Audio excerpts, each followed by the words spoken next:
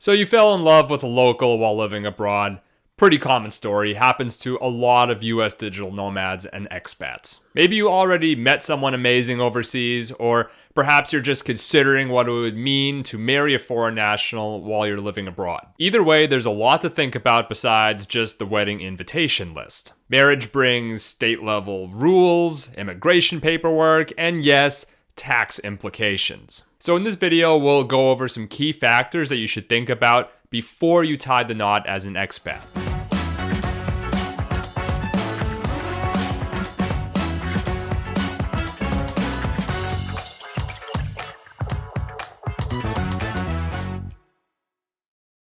First, let's clear up one common worry. If you marry a foreign spouse, will the US government recognize that marriage?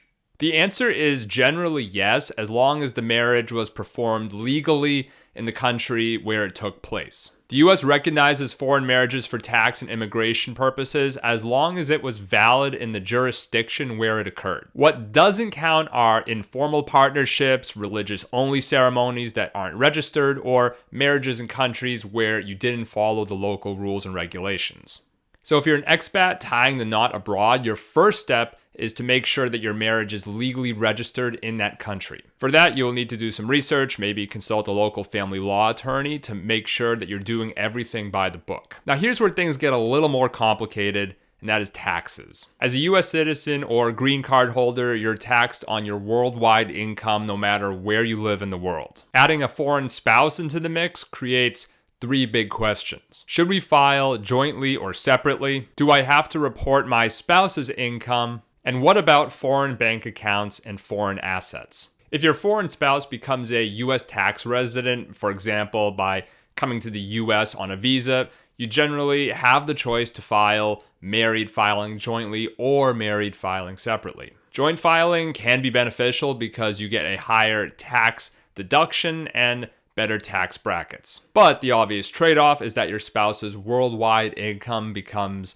taxable by the United States. Separate filing keeps your spouse's foreign income out of the US system, but usually results in higher taxes for you, the filer. For many couples, this is a bit of a balancing act. Either you can save on US taxes now or keep your spouse's finances completely out of US reporting. Now, if your spouse doesn't live in the US and isn't a tax resident, and you don't elect to treat him or her as one, then you could file as married filing separately, or in some cases as head of household if you have qualifying dependents and meet IRS requirements. Now here's a big one. If you hold joint accounts with your foreign spouse, then those will need to be reported. If you're a US taxpayer and the aggregate value of your foreign financial accounts exceeds $10,000 at any point during the calendar year, then you must file an FBAR including joint accounts with your spouse. Spouses can sometimes file a single FBAR using Form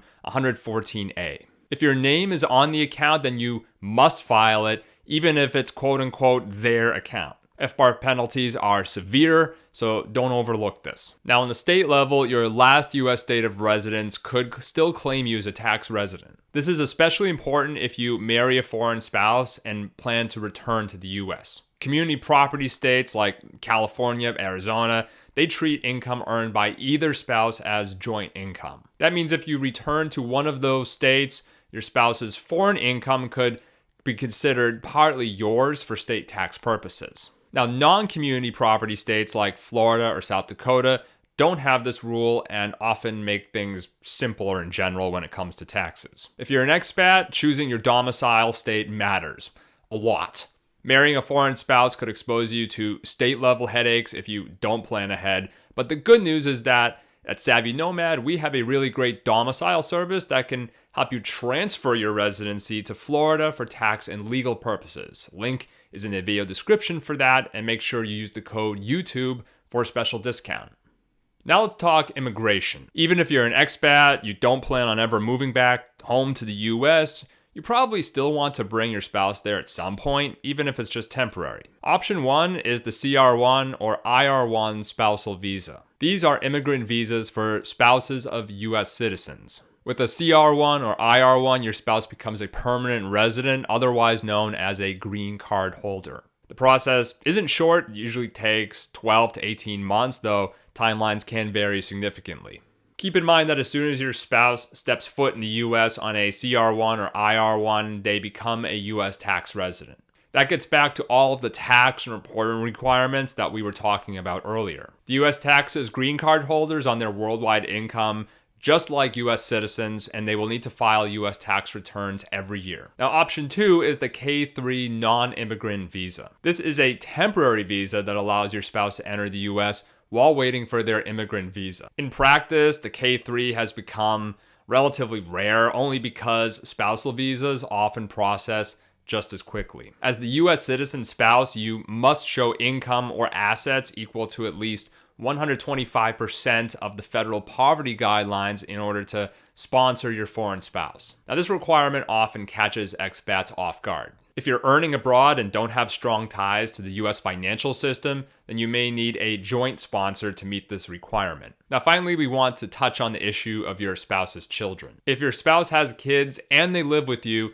follow IRS publication 501 tests that cover things like relationship, age, and residency. Many expats can claim a child who lives with them abroad if these tests are met. If you enjoyed this video, you want more Nomad tax tips and financial strategies, make sure to follow our channel. We're always putting out new content.